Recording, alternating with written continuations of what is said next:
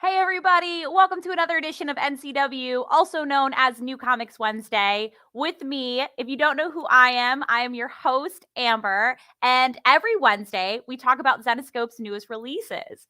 And I haven't been able to be with you guys for the last 2 weeks because last weekend we were at New York Comic Con, and then the weekend before that I was very, very busy with New York Comic Con. So everyone's favorite other host, Chris Slamson, made an appearance and he hosted for me and it was awesome. But I've really missed you guys. It has been so many weeks since I've seen you last that I was actually kind of nervous to do this show. And I'm sorry that my voice sounds a little rough. It is gone from NYCC. It was 5 or 6 days of just insanity, getting to meet some of our fans, some of new fans that we'll have. Oh, hi, everybody. I'm getting so much love. I missed everyone so much.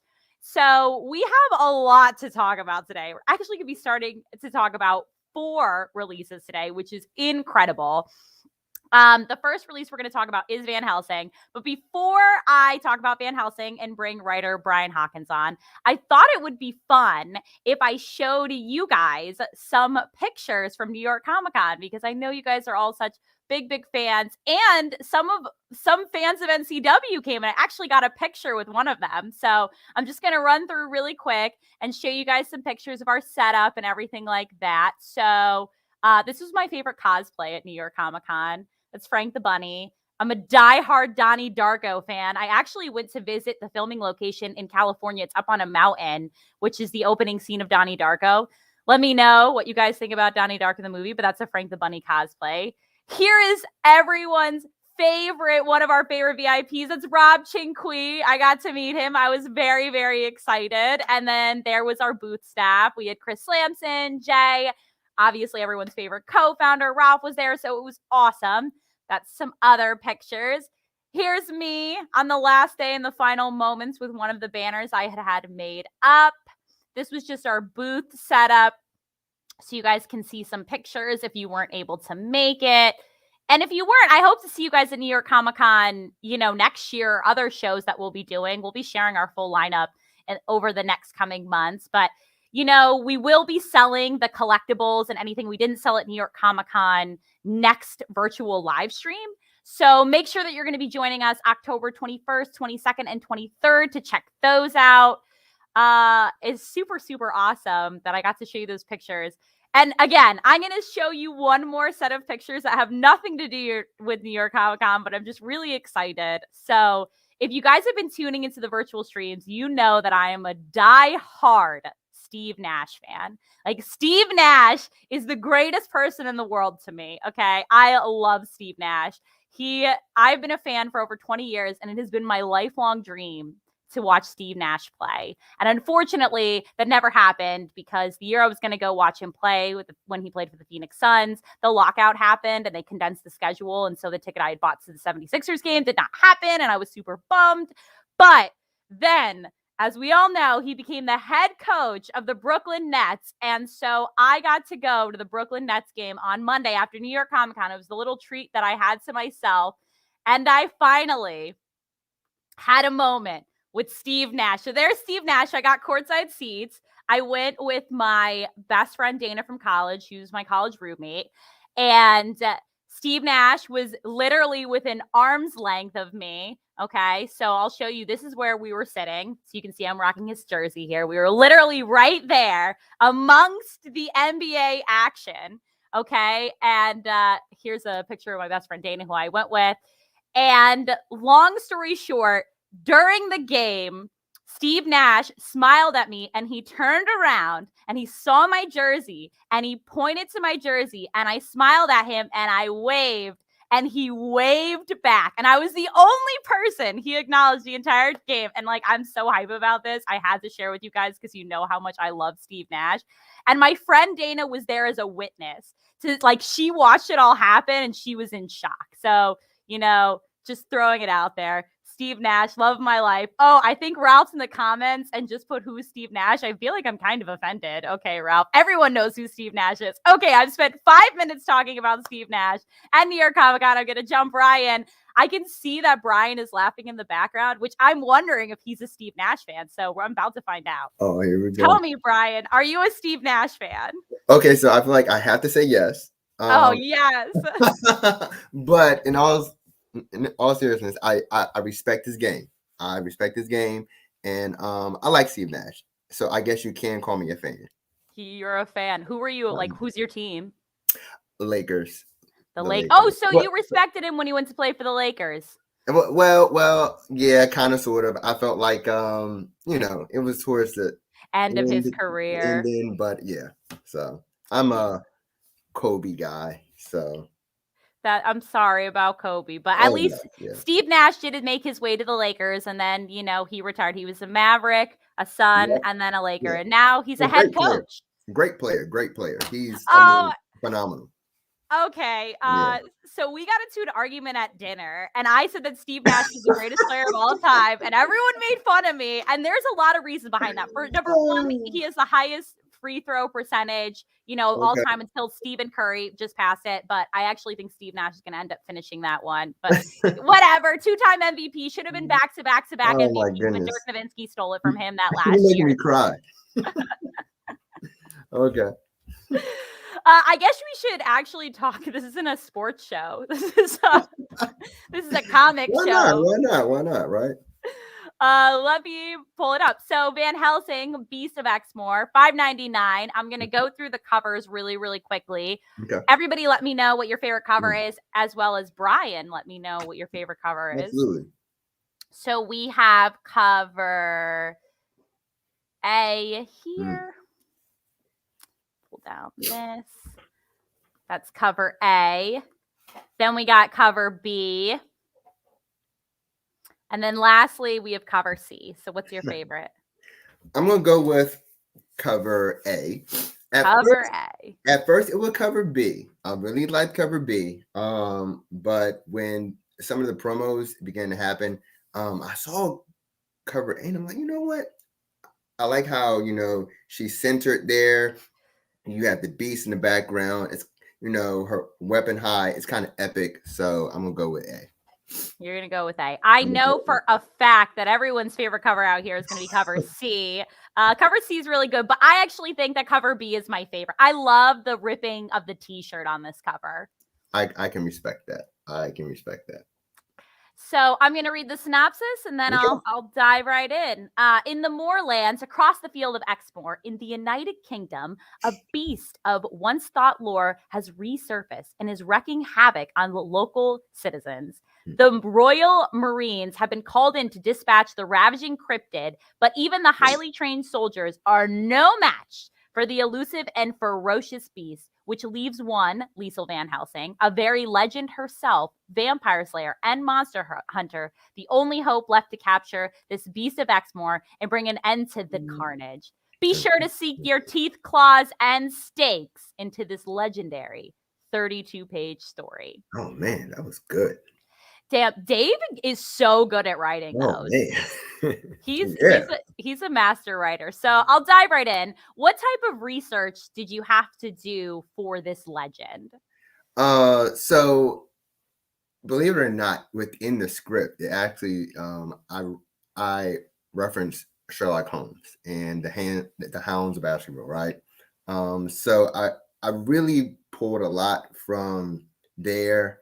I also, did some research on Somerset and the Moorlands and the cryptid legend of this beast of Exmoor and the Royal Marines in in the 80s and early 90s, and what they did was so-called trying to find this beast. So it's a good weaving of real life, legend lore, along with a little Conan Doyle there. So, yeah.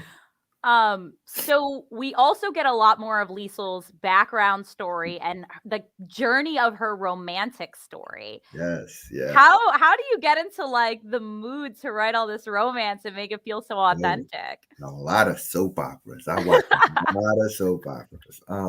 And I'm not lying. I do.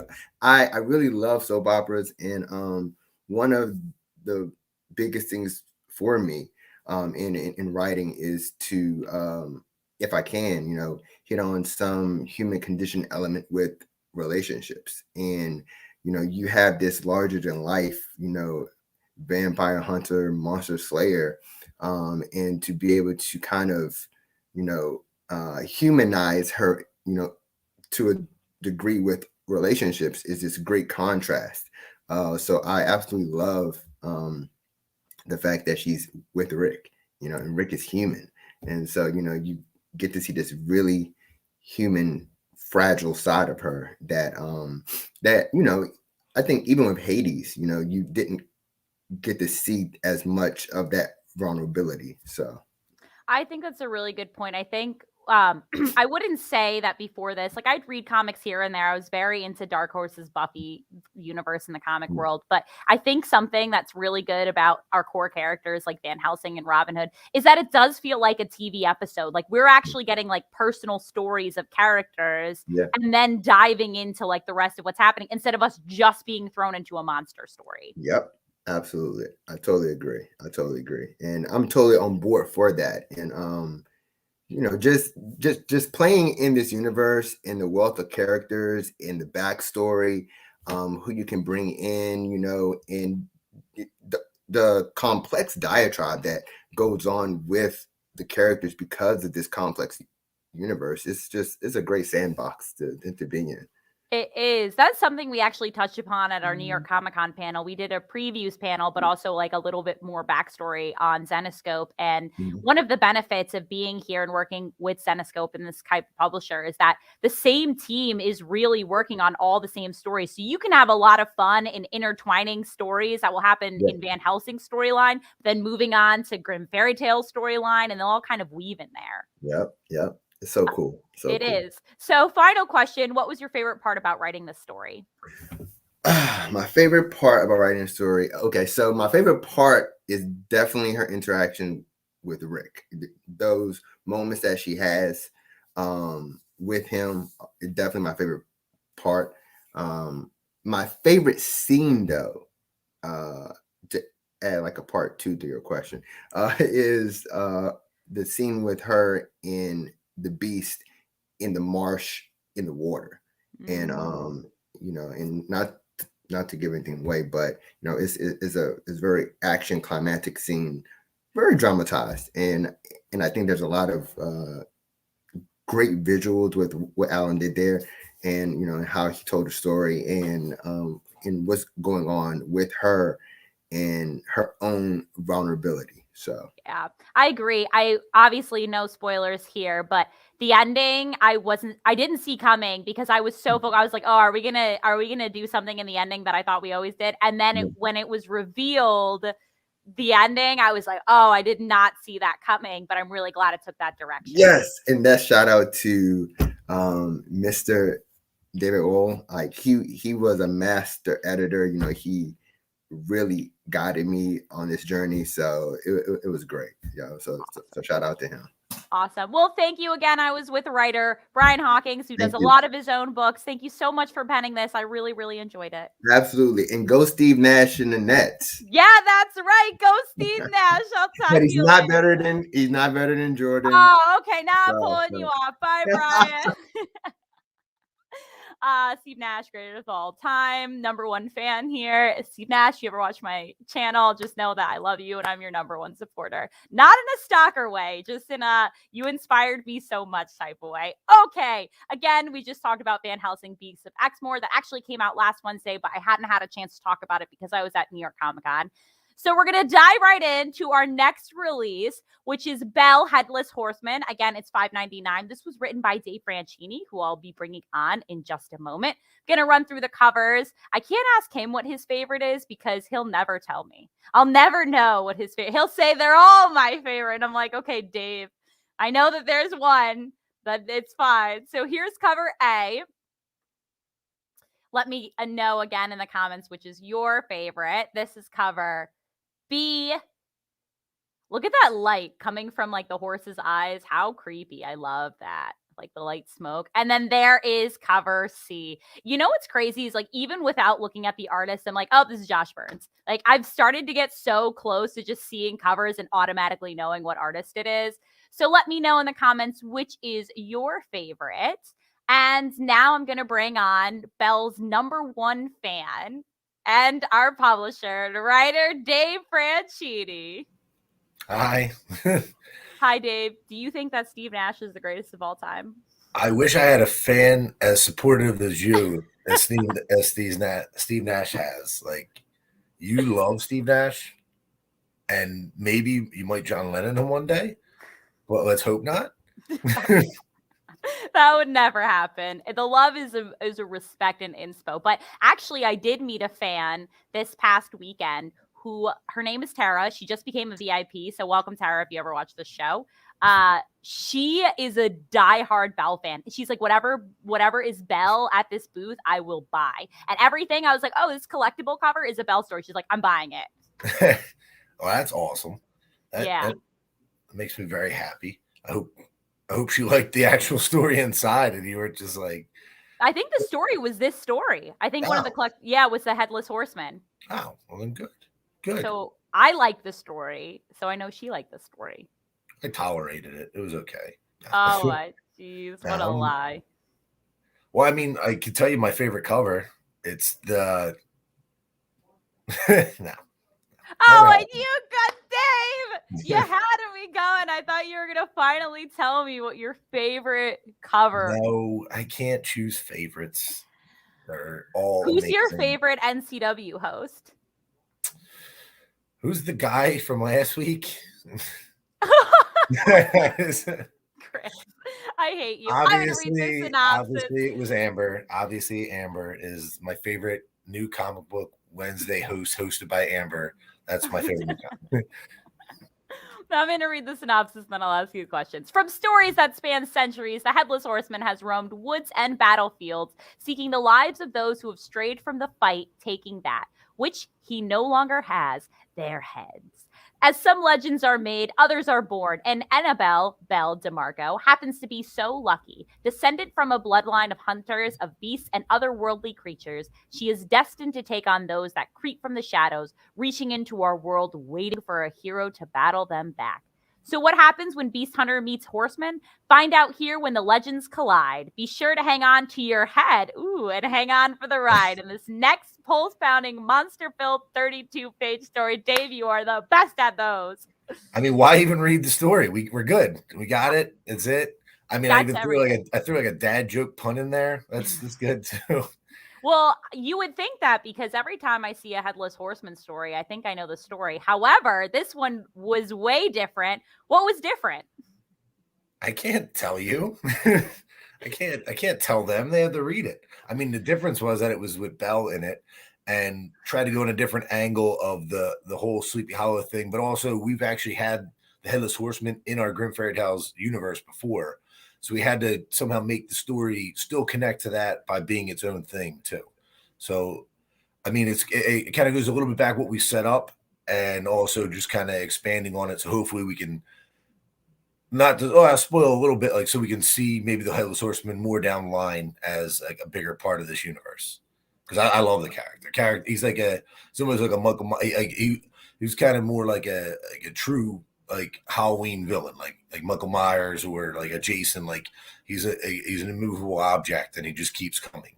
And that was something that Belle's never had, where she's always figured out a way to take on this thing physically. Where this story is about how the hell does she stop something that doesn't have a head? She can't cut it off, and how do you stop like something that's already dead? Yeah.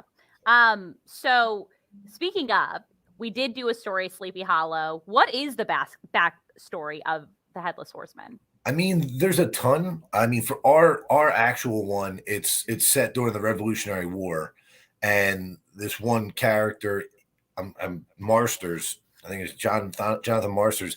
He gets betrayed by one of his friends, who is actually working with the Hessian soldiers, and he's only really betraying them mostly because he still loves England, but also because John took his wife, or like basically his best friend is John's wife, and he's always loved her. So it was kind of like a petty thing where they turned on him, killed him, beheaded him, and I kind of built in some more backstory into why he returns as the Headless Horseman in this story, so you kind of get that, because we never really covered it before. We've just established that who he was, and now this one kind of gives you an idea of where and why he comes back and what drives him. Gotcha. Yes. And as Dave mentioned, in the story, there is like a little note on the side that's like, see Grim Fairy Tales, Sleepy Hollow. Now available on the website. Buy it now. Here's the link. So how much critical thinking does it take on your part to get Hershey into this story authentically? That's actually a thing I do literally try to do since we stopped. Like since we did the miniseries and we've been doing these one shots, I've been trying to make sure I get Hershey and Mel in there, because they're just as big as characters as Belle is to this story. Or they're not, like, I don't want them to outshine Belle, but they like, it's almost, they're there to kind of remind the reader what Belle fights for, and what that she has a life outside of just the beast hunting. So there's a lot of times like coming up, there's a way I just put them in the what's it called, the Belle story that's Killzone, and there was no way to really put them in to make sense for the story, but I found a way to do that. So, of course you did. Hey, you're judging Hershey. Hershey is the man. Wait until the Hershey one shot. It's all through his view, and he's just eating lettuce and he's just staring at people. For those who don't know, Hershey is the turtle that is in the story. The turtle. He is the story. No, but he's Mel's pet turtle, and basically Belle's I look at him like Belle's little brother. I will say that I like Belle. Maybe I don't love Belle the way Dave loves Belle, but that's okay. I like Belle, but this story was really, really good, and the twist on the Headless Horseman I did not see coming at all, and I ended up really, really liking it, and I ended up really, really liking the end of it. So great job, Cool. Dave. Well, thank you. I'm glad you did.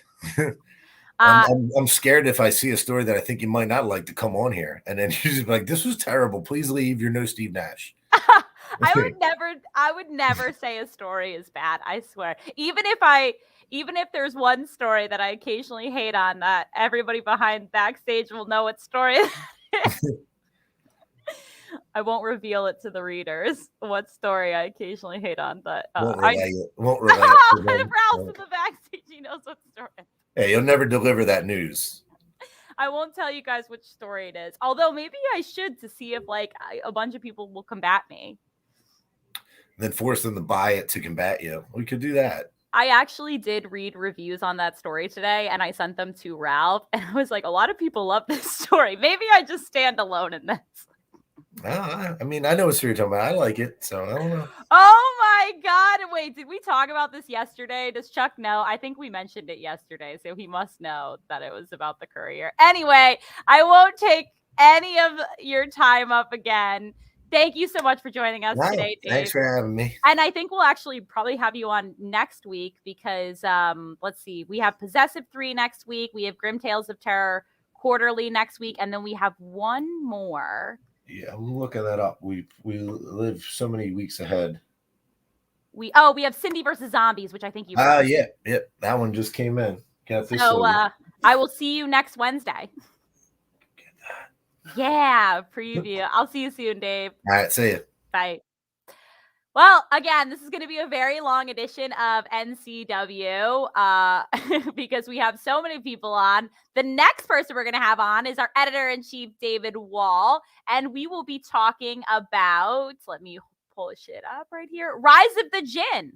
So David, while he didn't write it, Kevin Grievix wrote it. He was the editor-in-chief on it, and he had a lot of notes because, as I found out this weekend, David's got strong opinions on things. And I think that's what makes him a really good editor is that he's very critical.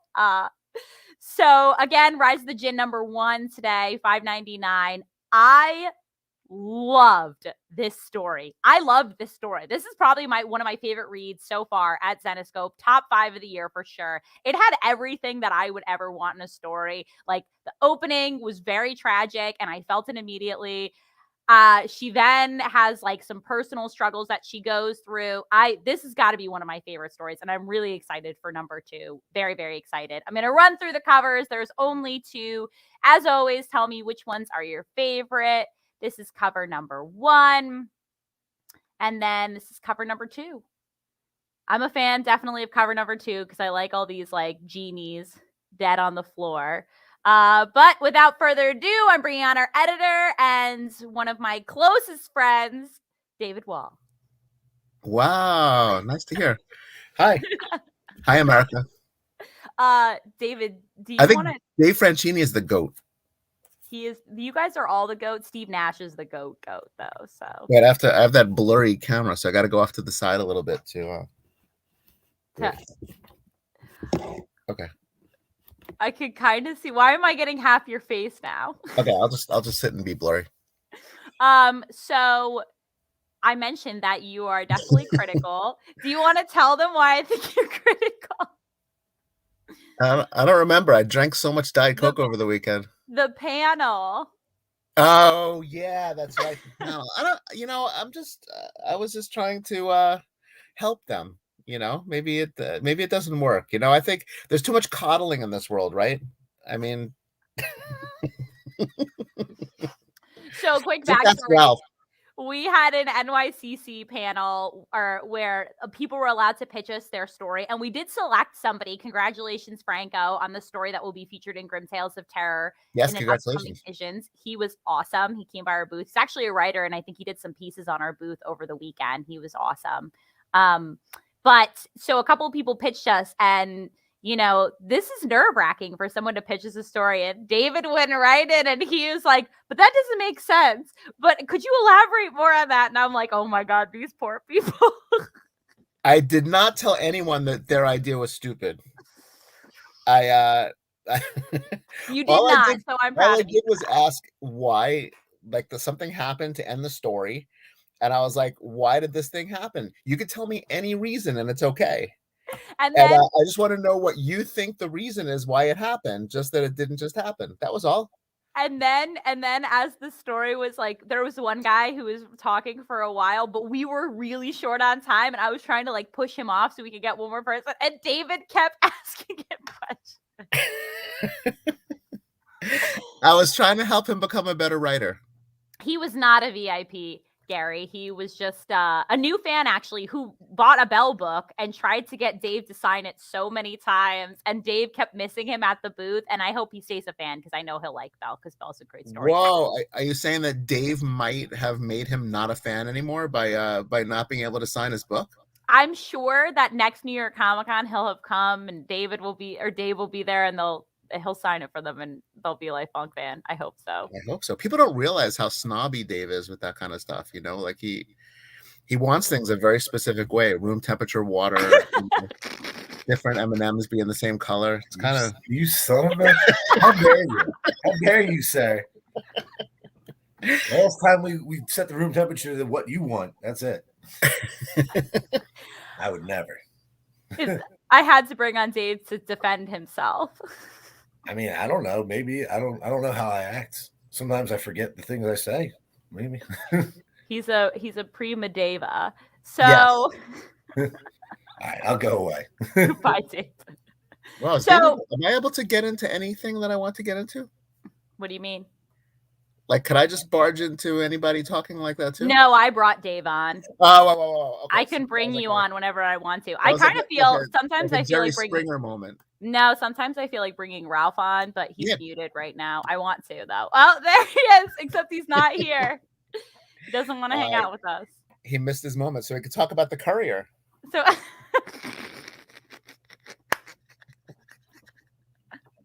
Are you bringing yourself on?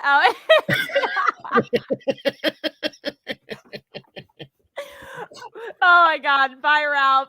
So we didn't say it pretty well. Anyway, let's talk about Rise of the Djinn. Unbelievable story, David. Unbelievable. I wish I could take credit for it. but and I guess I could take credit as an editor, even though Kevin, yeah, I was to be honest, like I was totally impressed by it too. Not like anything against Kevin, but I feel like I'm a jaded comic book person. Kind of like I'm sure you've read a lot. So when you read something that's really good, it's just it's like a really pleasant like experience. And especially the artist, this artist named Elmo, who Kevin picked. He was like, check out this guy and see if you want to work with him. And he was just great. Like the art is really good. It's just a really good package. And the story is interesting, right? You kind of don't know where it's going to go. Yep. So I'll read the synopsis really quick. Things couldn't be worse for Tamara Brazil. Is that how we say her name? Sure. I assume so, but I could be wrong. A highly decorated and vulnerable police detective with almost 15 years of experience on the job. Her world comes crashing down around her when her husband is murdered at the hands of a serial killer she has been pursuing. And to make matters worse, she is diagnosed with stage 4 cancer, breast cancer, before she has the chance to bring the killer to justice. But as fate would have it, she is given a second chance at life when she discovers that she is a descendant of an ancient race of genies, with the power to cure herself and others. However, there is a catch. She can only keep the power so long as she aids a pair of evil jinn bring an ancient jinn named Argon back to life to aid them in the coming war amongst the other jinn of the world. A war which could usher in an age of misery and strife for mankind. Scary. What an opening. So, what was your involvement in the story? Like, was it he wrote out the story and then you kind of went in and just started picking stuff apart, or? Yeah, like he wrote, he basically gave us the scripts and we'd go through it and be like, we don't think this works quite right. Maybe this is a good place to end the story. Really, I mean, he's a really good writer, and some people we do more work with than others, I was about to make a Dave comment, but I didn't because I don't want him to come back. But no, it was light. I'd like to take more credit for the way it came out, but really he just did a really good job with it. And the second issue just kind of boosts up the tension. Yeah. Our only problem was just figuring out how to fit the whole story in the pages that we had for it. I agree. I felt like the first book, there was like a lot that was going on that happened really, really fast immediately. And these are no spoilers because in the synopsis, the beginning I knew was coming, but it really pulled at me. I was very upset the moment her husband died. And then we just went through the motions very, very fast to get to the end of the story. And I was like, oh, we're trying to fit a lot in issue number 1. Yeah. Yeah. So, I mean, sometimes like you wish you didn't have to do that, but it's just kind of the nature of it. But I think it all works. It did. Yeah, and like the art and the coloring, I just think they did a good job. And the whole jinn mythology that you just start to learn in the first issue, and then it expands outward, I think is really cool too. I learned something about jinns through this book. So I've seen a bunch of jinn horror movies. I've seen The Wishmaster, which is a horrible horror movie, but I really enjoy it. There's a really, really good one. I think it's a foreign language film. I forget what it's called. It's something with slaves or something. That one's a really, really good one. That's on Netflix right now. But how was this going to be different than your traditional jinn story? Well, first of all, I want to mention that that I like the jinn episodes of Supernatural too. Oh yeah, the jinns with the who I send them what the story is as you're talking. This other movie that everyone should watch. Dream worlds. Yeah, please do. Well, I think that this one is it's a lot more into the mythology, and it's sort of like there's this whole jinn culture that comes from ancient in the Middle East, like ancient Persia, Sumeria, and just these people have been living like fighting their own like wars with each other for millennia, and it just is expanded finally here. It's more comparable to I think to like X-Files had a cranky jinn, I hear. It's more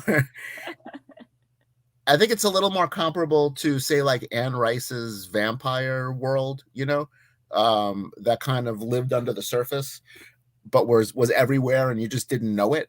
Because that's what you realize over the story, is that there's all these people who seem normal, who seem just like regular humans, but actually they're jinn pretending to be people because they have this big goal that Tamara becomes part of.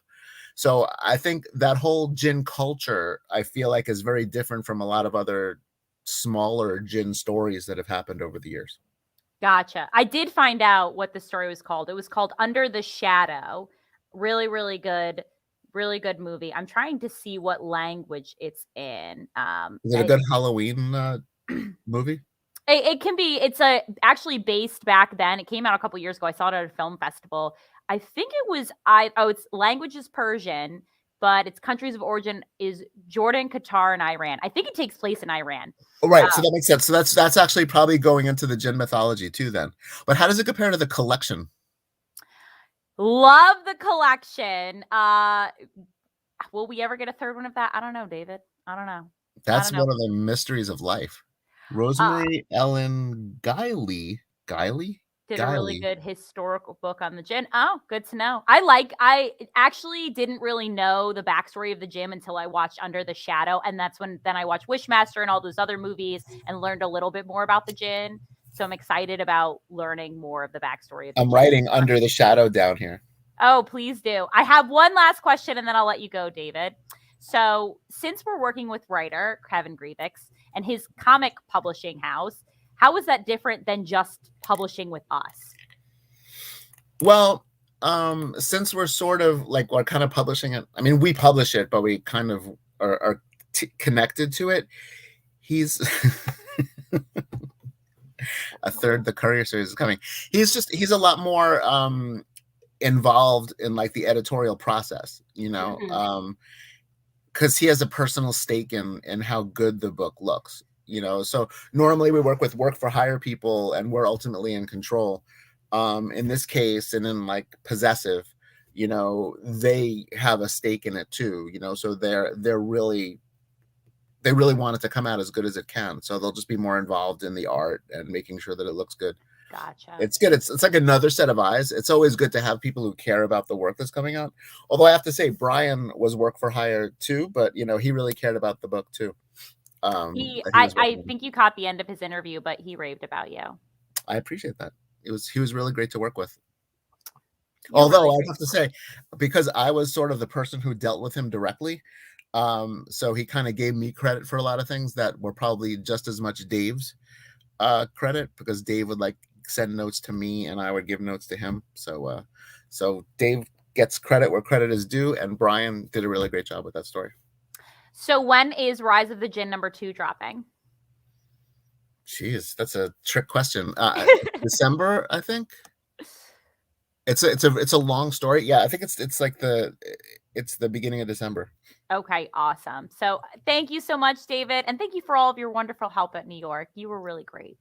Thank you very much. It was a pleasure. I'll see you on our show very, very soon. Bye. So again, that was us talking about Rise of the Gin #1. I loved that story. That story was literally, I feel like, made for me. I love a good like serial killer on the loose. Somebody loses somebody emotional. There's a scene where she goes to church. They share some scripture. I loved that story. I was so impressed with Gin #1. My only thing was that there was so much happening in issue #1 that I'm going to have to read it a couple of times. But I will say top 5 that I read this year. I loved it. Loved it. Okay, moving on. We have one more release that we're talking about today, and it is a graphic novel. So obviously, it's not a new release, but it is a new release. And that's the Bridgewater Triangle graphic novel, Grim Tales of Terror. It's $12.99. This was a lot of fun. I had a lot of fun with this. Obviously, there's only going to be one cover. I did want to ask, and I guess Ralph's in the backstory, so maybe he can share it, or Dave or David, someone put in the comments. How do we determine how we pick the covers for graphic novels? Because obviously you have so many covers to choose from throughout, you know, all the issues that you release. Like, how do you come up with the cover that you want to come up with for a graphic novel? I don't know. Somebody write it in the comments or tell me. I'm sure maybe Ralph's typing away, but I'm very curious as to that. So I'll read the synopsis really, really quick. Massachusetts locals know that the Bridgewater Triangle is the site of many paranormal occurrences. It is said to be filled with giant snakes, sightings of UFOs, evil, vengeful creatures, and even ghostly hauntings. As 6 college freshmen are soon to find out, some of the legends contained within the borders are anything and making it out of the triangle proves to be more difficult than finding your way in. Ooh, that was written so well. Ooh. Be sure to check out this brand new terrifying tale set within the Tales of Terror universe, redefining what you've come to expect from a horror story in Tales of Terror, the Bridgewater Triangle. Okay, let's see so Ralph gave me the answer. Thank you, Ralph. It's usually the most iconic cover that appeals to a more mainstream audience. Okay, I learned something. I appreciate that. We also try to make sure it covers what the story is about from looking at it. Thank you, Dave. I was just very interested. I'm like, how do you decide what cover you're going to use when you have so many covers to pick from? I love this story. Wish I had asked Joe to come on, but I did not because I know how busy and because I was already going to have 3 other guests on today. And this is already 40 minutes, which is way longer than most NCWs are. But it was just going to be, I was going to ask him some questions on the backstory. This is really great. We get so many different stories at the beginning of each issue that's turned into the graphic novel. It's the entering of another story. I really like the stories. I was immediately into it.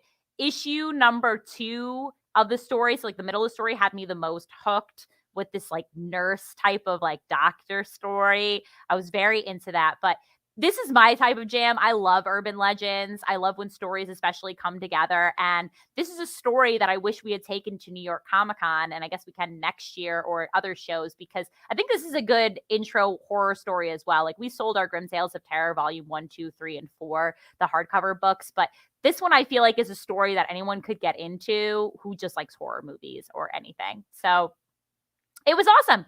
Now we know. Again, the Bridgewater Triangle graphic novel, $12.99 right now in our web store.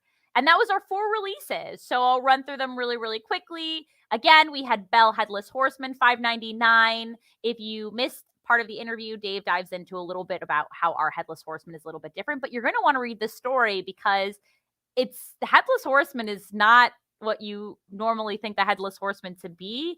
And I love that. I loved that part of that story. So we have that. Then we have Van Helsing, Beasts of Exmoor. We had writer Brian Hawkins on before. This is, again, a very like personal story. We get a lot of romantic backstory from Van Helsing, which I really enjoy because it feels like I'm watching a TV episode and I'm really getting to like continue to relate to Van Helsing, which is what I love about our female characters. Like I feel so relatable to them. Excellent job by the writing and editing team for that. Fantastic story of Rise of the Jinn #1, top 5 of the year. You have to read the story. The reviews are amazing, but you have to read the story. I loved it. Loved it. And again, the Bridgewater Triangle graphic novel, $12.99 in our web store, which is an oldie but a goodie, but brand new release as a graphic novel. Wow, what a long NCW, right? I just, that went on forever. I'm so sorry. I've taken up 42 minutes out of everybody's time. But I will say, yes, Paradise Court is also good, Ian. I did read Paradise Court and I did enjoy it. There's a lot of them that I'll like sit back. That's actually what I did after the day after the con, is that I tried to reread some of them. And I did try to sit down and like read The Courier, as you guys all know. I will say that as I was reading it, I did enjoy it. And I read reviews and people rave about it. I sold a lot of Couriers. Ralph signed a lot of Couriers at NYCC, so he knows that I sold a lot of them. So the story is, if it's as good as he says it is, and if it's good as you guys say it is, and I trust everything you have to say, that means we're about to get a lot new Zenesope fans out there. Speaking of Zenesope fans, there's one picture I didn't get to share from the background of, but I put it on here. I did get to meet, besides Rob Chinqui, one of my other fans who also became a VIP. So you guys are going to see a lot of him. His name is Herb. He dressed up as Spider-Man and he came up to me. He told me he watches my show. He was like, I watch NCW. You're Amber. I love your show. So Herb, if you're watching right now, make sure that you comment. But if not, send me an email or send Adrian an email. Let us know that you saw the picture, because I just want to give a special shout out to you. So you made my day when you're like, I love your show. And Ray said the same thing. Ray, one of our VIPs, like, I love watching your show. NCW is the best. So it just made me feel better knowing that you guys are all... Oh, Herb is here. He's watching right now. That makes me the happiest. Oh, I love this. just know I kept that picture. I love it. I'm so happy that you became a VIP, and I'm really happy that you came up and you talked to me. You told me how much you like the show, and that's the best thing I heard all day. So thanks for tuning in every Wednesday at 3:00. I appreciate that. Okay, lots to recap about everything else that's coming up right now. So right now on sale, we have our Halloween Advent box. It's $199. It's going pretty fast, and Halloween's coming up pretty quick. So just going to show you guys some images of the box. You can get it right now in our web store, and it will be 13 treats worth $400 value. Totally worth it. What a fun way to count down Halloween, the Halloween Advent box. You know, you're right. Herb is the GOAT. He is the GOAT, not Nash. Sorry, Amber. But okay, he is the GOAT. Steve Nash is also the GOAT, though. Don't take that away from me. The Courier is also the GOAT. Just going to throw that out there. Okay, so moving on. The Halloween Advent box. Our virtual con will be taking place next Thursday, Friday, and Saturday. So I hope that you guys are going to hang out with us. Here's the whole schedule. Nope, this isn't the whole schedule. That's the cosplay con. Well, I might as well put that up. Here's the costume contest. If you know of anybody or you are somebody who would like to submit for our costume contest, send your submissions to cosplay@zenesope.com. We're still taking a few of those. Here is the full schedule. There we go. Thursday will be a fun, scary stories hour with Ralph and I. You guys will definitely want to check that out because Ralph is one of the greatest storytellers that I've ever met. And we're going to make it really creepy and really, really fun for you guys. Our featured guest will be Jake Busey. He will be on Friday. We'll also be doing a 101 Grim Tales of Terror panel with Dave Franchini, which I just told about 20 minutes ago. Thanks, Dave, for coming on for that. And we're going to be doing another Brushes Bargains, and we'll be selling some stuff from the vault. So if you're looking for past exclusives, collectibles, stuff that you cannot find, make sure that you tune in for that segment. That will also be Friday. Joe will be hosting it. And then we're going to be having a costume contest on Saturday. That will be taking up most of Saturday. So I'll see you guys all next weekend for that. Our next week's release is we have 3. So I'm going to be pulling all of those up. Hold on. Grim Spotlight, Cindy versus Zombies. So Dave will be back on. And there we go. Love this cover. This cover's so hot. I love this cover. I should definitely cosplay this for Halloween. I like all the pumpkins. I should take a picture like this. I love her vibe. I was starting to read this and I was laughing. She's just the funniest.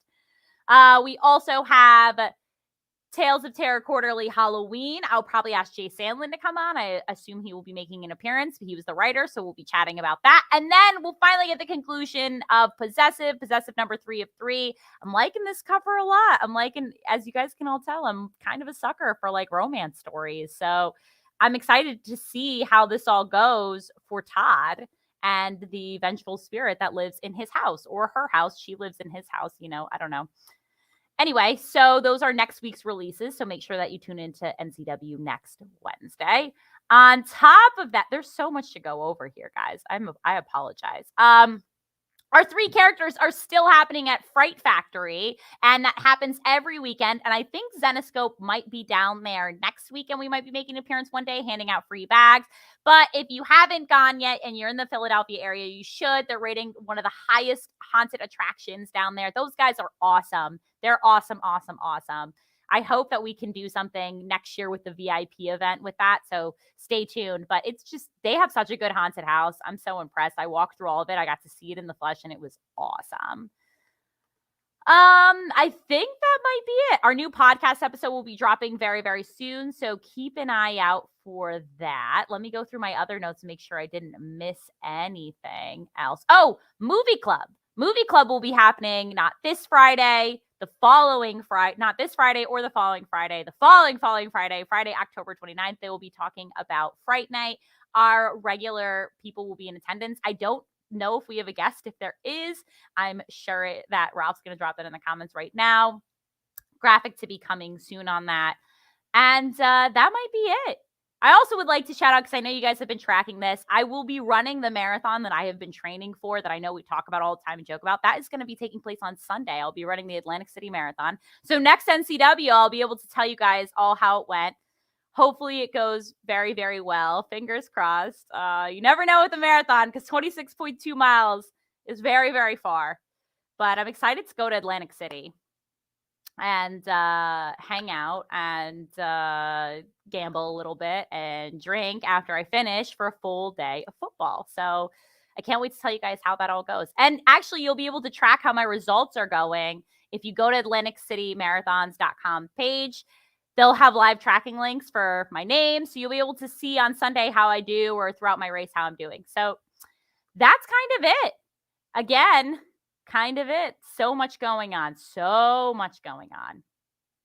I love it. I love it, guys. Well, I'm excited. We have a bunch of new VIPs coming to join us. But that's it for NCW. It has been with me, your host, Amber. I got to have David on. I got to have Dave on. And I got to have Brian on. This was a really long NCW. I totally apologize. But I'll see everybody next Wednesday at 3 o'clock. So for now, just stay spooky. And that's kind of the sign off I have for today. Okay. Also, you come for the covers and you stay for the stories. See you guys next